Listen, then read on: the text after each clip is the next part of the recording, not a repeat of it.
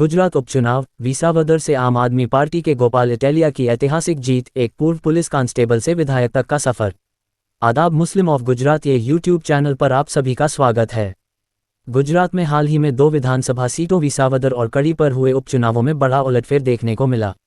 विसावदर विधानसभा seat पर आम आदमी पार्टी आप के प्रमुख नेता गोपाल इटालिया ने ऐतिहासिक जीत दर्ज की है। वहीं कड़ी seat Bharatiya Janata party BJP के खाते में गई। लेकिन विसावदर में गोपाल इटालिया की जीत ने गुजरात की राजनीति में नई चर्चा छेड़ दी है। गोपाल इटालिया, एक सिपाही से जनप्रतिनिधि तक का सफर। गोपाल इटालिया का सफर आम नहीं रहा। वर्ष 2013 में उन्होंने अहमदाबाद के माधवपुरा पुलिस स्टेशन में बतौर कांस्टेबल अपनी नौकरी शुरू की थी। लेकिन पुलिस की नौकरी उन्हें रास नहीं आई और महज 1 साल के अंदर उन्होंने ये सेवा छोड़ दी। इसके बाद उन्होंने सामाजिक और राजनीतिक मुद्दों पर सक्रियता दिखानी शुरू की।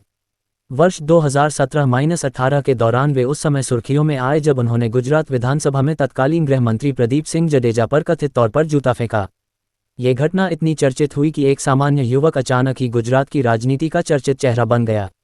गोपाल इटालिया की राजनीतिक सक्रियता और मुखर शैली ने उन्हें युवा वर्ग में खासा लोकप्रिय बना दिया। वे पाटीदार आरक्षण आंदोलन से भी जुड़े और जनहित के कई मुद्दों पर उन्होंने अपनी आवाज बुलंद की। आपका गुजरात में मजबूत होता जनाधार। आम आदमी पार्टी ने गुजरात में अपनी जड़ें जमाने के लिए लंबे समय से मेहनत की है। इस उपचुनाव में गोपाल इटालिया की जीत पार्टी के लिए एक बड़ा मनोबल है। ये जीत दर्शाती है कि गुजरात के ग्रामीण इलाकों में भी अब आपको लोग एक विकल्प के रूप में देखने लगे हैं। विसावदर में जनसभा, जीत के बाद जनता से संवाद। चुनाव परिणाम घोषित होने के बाद विसावदर में गोपाल इटालिया ने एक जनसभा को संबोधित किया, जिसमें उन्होंने जनता का आभार व्यक्त किया और वादा किया कि वे ईमानदारी से जनता की सेवा करेंगे। उन्होंने कहा कि यह जीत सिर्फ उनकी नहीं, बल्कि उस हर आम आदमी की है जो व्यवस्था में बदलाव चाहता है। निष्कर्ष, गोपाल इटालिया की यह जीत सिर्फ एक राजनीतिक विजय नहीं है, बल्कि यह गुजरात के बदलते सामाजिक और राजनीतिक परिदृश्य का संकेत भी है। एक पूर्व कांस्टेबल का विधानसभा तक पहुंचना यह बताता है कि लोकतंत्र में यदि इच्छाशक्ति और जनसमर्थन हो तो असंभव कुछ नहीं। आने वाले समय में यह देखना दिलचस्प होगा कि गोपाल इटालिया और आम आदमी पार्टी गुजरात की राजनीति में किस तरह अपनी पकड़ मजबूत करते हैं। કેટલાય દિવસથી આપણે જોતા કે એક તરફ પૂરી તાકાત લાગી ગઈ, એક તરફ પૈસા, એક તરફ પોલીસ, એક તરફ ગુંડા, એક તરફ દારૂ, એક તરફ ધારાસભ્ય, એક તરફ સાંસદ સભ્ય, એક તરફ મંત્રી, એક તરફ કેબિનેટ મંત્રી, એક તરફ મુખ્યમંત્રી, एक तरफ तमाम गौरव, एक तरफ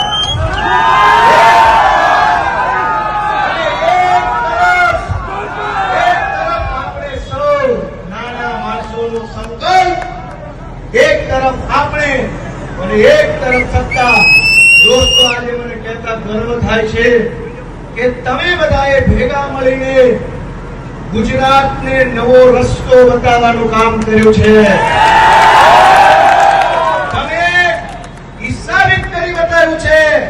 કે પૈસાની તાકાત મોટી તાકાત નથી, દારૂની તાકાત મોટી તાકાત નથી, સત્તાની તાકાત મોટી તાકાત નથી, ગુંડાની તાકાત મોટી તાકાત નથી, પણ કરોડો લોકોના સંકલ્પની તાકાત શ્રેષ્ઠ તાકાત છે। દોસ્તો, એમણે દારૂ વેચ્યો, પૈસા વેચ્યા, સરકારી તંત્રને દુરુપયોગ કર્યો, ગુંડાઓ ગામડે ગામડે મોકલ્યા, એ પછી વિસાવદરના બાહોશ નાગરિકોના સંકલ્પના દમ પર આ જીત મળી છે। દોસ્તો, એ જીત સૌને હું મુબારક કરું છું। દોસ્તો, ચૂંટણીઓ તો અગાઉ ઘણી આવી, અનેક ચૂંટણીઓ આવી, અનેક લોકો ધારાસભ્ય બન્યા, અનેક લોકો સંસદ સભ્ય બન્યા, પણ આપણે એવું જોયું છે કે કોઈ વ્યક્તિ ચૂંટણી જીતે એટલે એ જીતેલો ઉમેદવાર, એની પાર્ટીના 50-100 કાર્યકર્તા અને એની પાર્ટીના 5 નેતા, આટલા લોકો જ ઉજવણી કરતા હોય, આમ જનતા ક્યારેય ન હોય। ગુજરાતના ઇતિહાસમાં પહેલી વાર આખું ગુજરાત આ વિસાવદરની ચૂંટણીની ઉજવણી કરી રહ્યું છે। દોસ્તો,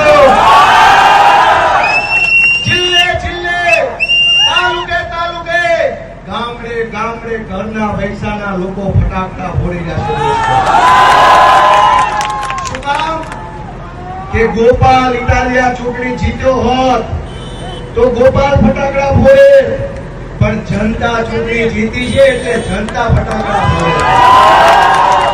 દોસ્તો, તમે બધાએ ઐતિહાસિક ક્રાંતિકારી નિર્ણય કર્યો છે. તમે ગુજરાતના કરોડો લોકોની આશાને બળ આપ્યું છે. હજારો લોકોને ભાજપ પાર્ટીએ ગુંડા કે સરકારી તંત્રના ડરથી દબાવી દીધા છે. કોઈ માણસ કઈ બોલી શકે નહીં એવી વ્યવસ્થા આખા ગુજરાતમાં ભાજપે કરી છે. અહીંયા વેપાર ધંધો કરતા હોય વિસાવદરની બજારમાં તો નગરપાલિકા હસ્તક દબાવે, પોલીસ હસ્તક દબાવે.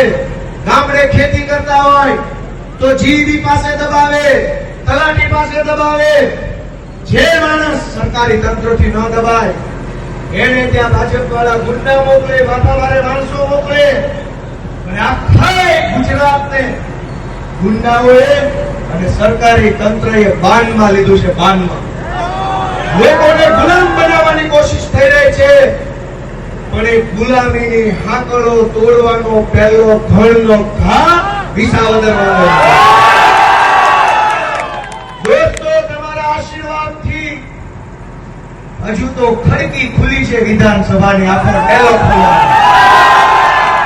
દોસ્તો, આ વિસાવદર માત્ર ધારાસભ્ય નો બનાવે, આ તો મુખ્યમંત્રી બનાવવા વાળી પાર્ટી. તમે ઠારે એને હરાવો અને જેને જીતાડો એને મુખ્યમંત્રી બનાવો એવા બળુકા માણસો.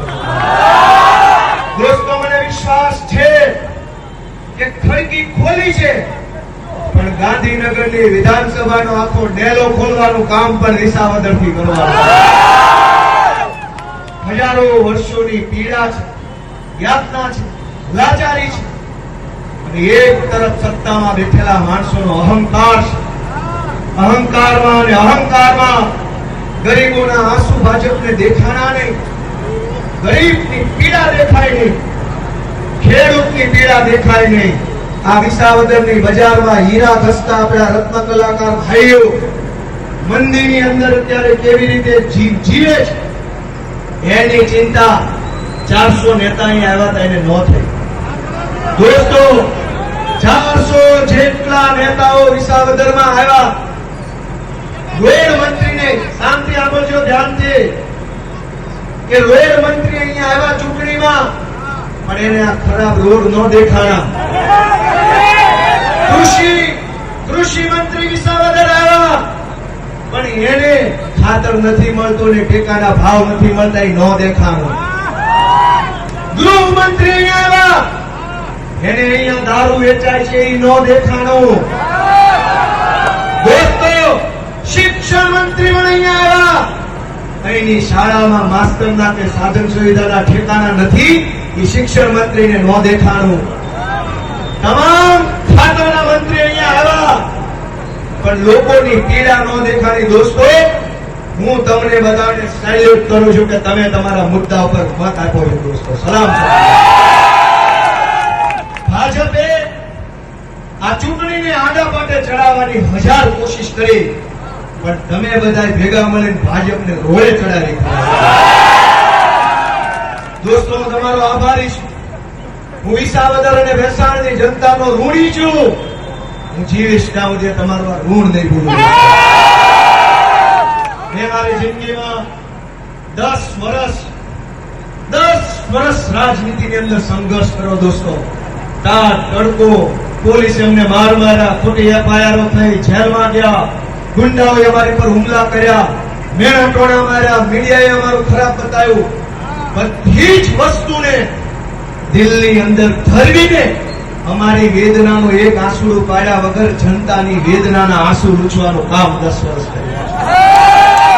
અમે અમારી પીડાને મોટી નથી માની, સમાજની જનતાની પીડા ઉપર કામ કર્યું. ત્યારે હજારો માયુના, હજારો દીકરીઓના, હજારો માવતરના આશીર્વાદ આજ મને મળ્યા છે. એ બદલ હું સૌનો આભારી છું. સાથીઓ, આ વિસાવદર વિધાનસભાની ચૂંટણી આખા ગુજરાતમાં ગુંજી ગાજી અને ધમધમાવી નાખ્યું. તમે આખું ગુજરાત. દોસ્તો, તમને બધાને સલામ છે. મેં કાંઈ આ ચૂંટણી દરમિયાન જે કાંઈ પણ બાબતો ઉપર મેં આમ જનતાને સંકલ્પ રજૂ કર્યો છે, એ ચાહે ઇકોઝોનની લડાઈ હોય કે નવી જમીન વાપરીની લડાઈ હોય કે ટેકાના ભાવના ખરીદી કેન્દ્રમાં થયેલો હોય ભ્રષ્ટાચાર, કે સહકારી મંડળીની અંદર થયેલો ભ્રષ્ટાચાર, કે સંઘ યોજનાનું પાણી, કે આ વિસ્તારની સરકારી કચેરીઓમાં નાના માણસે જે ધક્કા ખાવા પડે છે, એ ધક્કા તમારે હવે નથી ખાવાના, ગોપાલ ઇટાલિયા. દોસ્તો, તમે બહુ ધક્કા ખાધા, બહુ લાઈનમાં ઉભા રહ્યા, હવે જવાબદારી મારી છે. તમે એક વકીલને મત આપો છો, હવે વકીલ જાણે ને મામલતદાર જાણે, તમે છૂટા. હું જોઉં છું ભાઈ. દોસ્તો, છેલ્લી બે વાત કે આ ચૂંટણીમાં અમે જયારે ગામડે ગામડે ફરતા હતા ત્યારે અનેક લોકોએ, અનેક ગરીબોએ, નાના માણસોએ એટલા બધા આશીર્વાદ આપ્યા, એટલા બધા પ્રેમ આપ્યો, એટલી બધી લાગણીઓ આપી. નાની નાની દીકરીઓએ એના કુમળા નાજો ગાજે અમારા કપાળ ઉપર એક વિજય તિલક થઈ, અને એ દીકરીના કુમળા હાથથી થયેલા ચાંદલામાં જે તાકાત હતી ને, તાકાત આજે દેખાણી. અનેક મોટી ઉંમરની અમારી માયુએ દુઃખના લીધા, અને આ વાત કરીને કીધું બધાય દુઃખ ભાંગી જાય ને એવી રીતે દુઃખ. દોસ્તો, એ આશીર્વાદ ફળ્યા. હું અનેક વડીલોને ચરણ સ્પર્શ કર્યો, ઝૂકીને નમ્યો અને કીધું કે હે અમારા માવતર, અમને કાયમ આમ નમીન હાલતા રહેવી એવું બળ આપજો. અમારે ક્યાંય ચાંદી કાઢી જનતા અમે નથી આવતું. પણ મિત્રો, મારી જેવા હાવ નાની ઉંમરના 35 વર્ષના જુવાનિયા પર તમે જે ભરોસો મૂક્યો છે, એ ભરોસો જીવીશ ના સુધી તૂટશે નહીં, એની ખાતરી. દોસ્તો, હવે ગોપાલ ઇટાલિયા નહીં, સરકાર તૂટશે. સરકારમાં બેઠેલાનો ઘમંડ તૂટશે.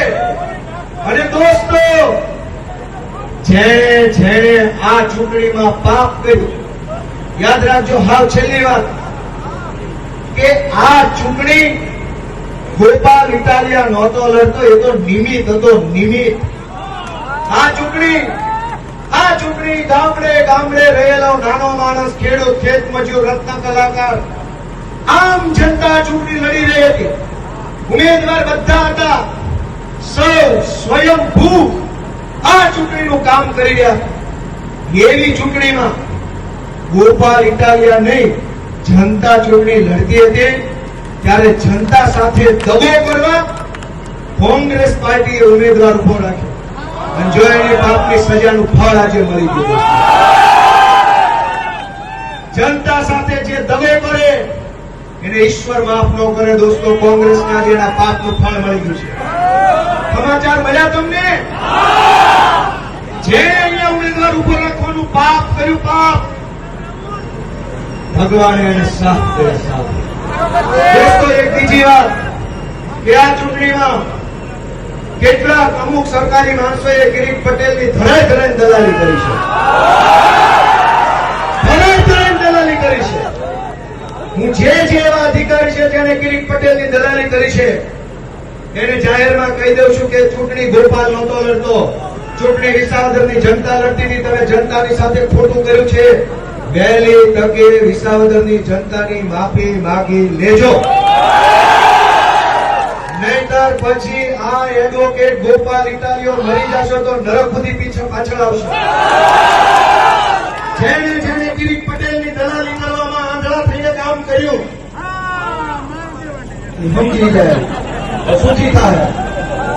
એટલે આ ચૂંટણી ગોપાલ ઇટાલિયા નહોતો લડતો. ગોપાલ લડતો હોય તો ન જીતવા દે. તમે લડતા હતા, તમારું ભાજપ દોસ્તો, હું આપ સૌનો ઋણી છું. આ પંથકમાં કેશુબાપા પટેલ જેવા આગેવાનો, કુલજી બાપા બેસાણીયા જેવા આગેવાનો, રત્ના બાપા જેવા આગેવાનો, પોપટ બાપા રમાણી જેવા આગેવાનો, આ પંથકના જે કાંઈ આપણા આગેવાનો છે, એમણે બનાવેલા ચીલા ઉપર ચાલવા માટે તમે મને પસંદ કર્યો છે.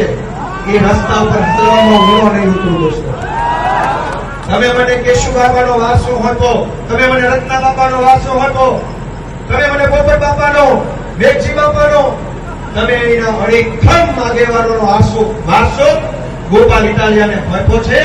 ગોપાલ ઇટાલિયા તમારી અપેક્ષામાં પૂરેપૂરો ગળા સુધી પાર ઉતરશે એવી ખાતરી આપું છું. આપ સૌનો ખૂબ ખૂબ આભાર વ્યક્ત કરું છું. ભારત માતા કે જય જવાન, વંદે જય સરદાર, જય ભીમ. अगर आपको दिलचस्प और जानकारीपूर्ण वीडियो पसंद हैं तो हमारे YouTube channel Muslim of Gujarat को अभी सब्सक्राइब करें। वीडियो को लाइक करें और ज़्यादा से ज़्यादा शेयर करें ताकि हमारा संदेश दूर दूर तक पहुँचे। आपका सपोर्ट हमारे लिए बहुत मायने रखता है। शुक्रिया।